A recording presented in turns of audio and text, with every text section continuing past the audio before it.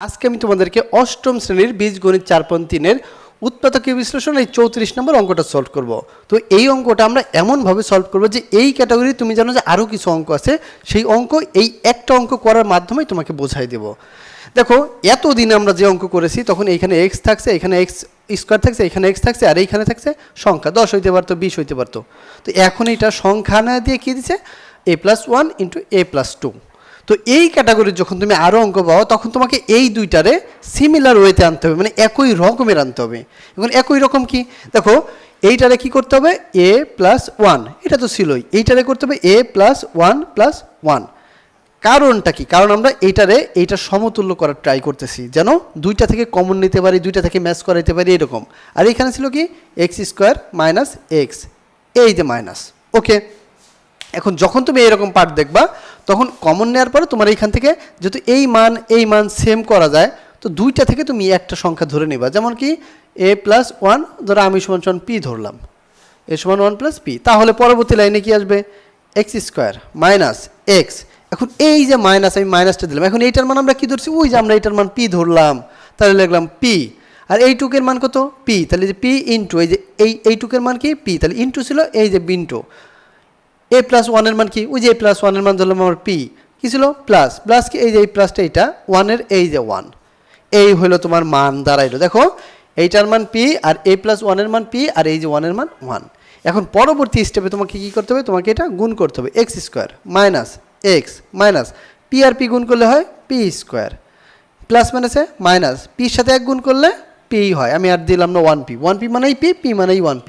ওকে, এখন যখনই তুমি অঙ্ক দেখবা যে উৎপাদককে সূত্রে করা যায়, অর্থাৎ সূত্রে আনা যায়, তখনই তুমি সূত্রের পাশটা একদিকে নিয়ে আসবা। তাহলে কি আনবা, তুমি x² এই রাখবা, এইখানে -p² নিয়ে আসবা, এক পাশে -x করবা -p করবা। ওকে, এই তো হয়ে গেল।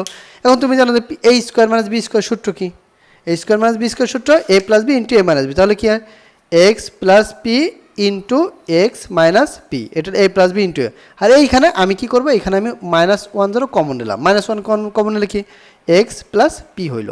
বিষয়টা কি দাঁড়ালো দেখো, এই দুইটাকে যদি তুমি সূত্র করো তাহলে আসবে কি a² - b² সূত্র কি a + b × a - b। এটা হলো a, এই যে প্লাস, এটা হলো b, তাহলে a + b × a - b। Minus ছিল, কারণ মাইনাস ছিল যেহেতু আমাদের উৎপাদকের সমস্ত অঙ্ক কিন্তু আমরা ব্র্যাকেটে কমন নেই, কি করি ব্র্যাকেটে কমন নেই, একটার সাথে একটা ম্যাচ করাই। তো এইখানে তো আমি এরকম রাখতে পারি না, আমি কি করলাম, আমি 1 - 1 কমন নিলাম।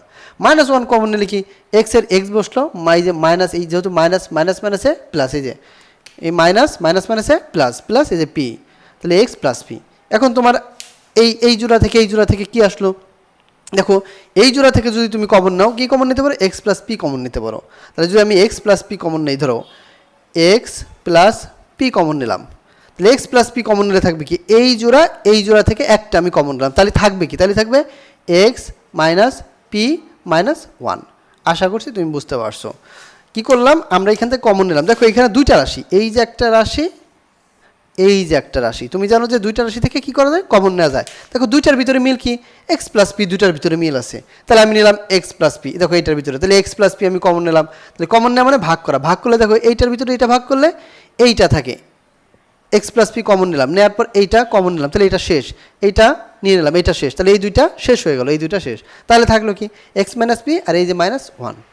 এখন পরবর্তীতে তোমাকে কি করতে হবে, মান দিয়ে দিতে হবে। দেখো আমরা যে ওইখানে মান ব্যবহার করছি p, ওই যে p মান ছিল কি a+1, তাহলে আমরা এখান থেকে দেখবো যে x, এই যে প্লাস p এর মান ছিল কি a+1, এই যে a+1 আমরা মান বসিয়ে পেলাম। আবার এখানে ছিল কি x এর মান, p এর মান ছিল কি a+p, এই যে মাইনাস দিলাম, p এর মান ছিল a+1 -1, তাহলে এটার মান আসলো। এখন এইখান থেকে দেখো এই মানটা যখন আমি উঠাই দেবো তখন x + a+1, আর যখন আমি এই যে মানটা উঠাই দেবো তাহলে দেখবি x ± a, এই যে এটা মাইনাস প্লাস মাইনাসে মাইনাস, এই যে 1, এই যে -1, তাহলে কি দাঁড়াবে পরবর্তী লাইনে দাঁড়াবে x, আমরা এই লাইনটা এই পাশে করি, এখানে আমি মুছে দেই, তুমি এখানে দেখো পরবর্তী লাইন কি দাঁড়াবে x + a+1, আর এই পাশে দাঁড়াবে x - a-2, মাইনাসে প্লাস। এই তো অঙ্কটার সিস্টেম। তো এই ক্যাটাগরি তুমি যত অঙ্কই পাবা তুমি এইভাবে ইজিলি সলভ করে দেবা। তো ভিউয়ার্স, আশা করছি আমি অঙ্কটা একদম তোমার অঙ্কের মেকানিজম আসলে কীভাবে কাজ করে সেইভাবে তোমাকে প্রেজেন্টেশন করার চেষ্টা করেছি। তারপরেও যদি তুমি না বোঝো অবশ্যই কমেন্ট বক্সে জানাবা, আমি তোমাকে এর থেকে সহজে আরও ভিডিও প্রেজেন্টেশন করে দেবো।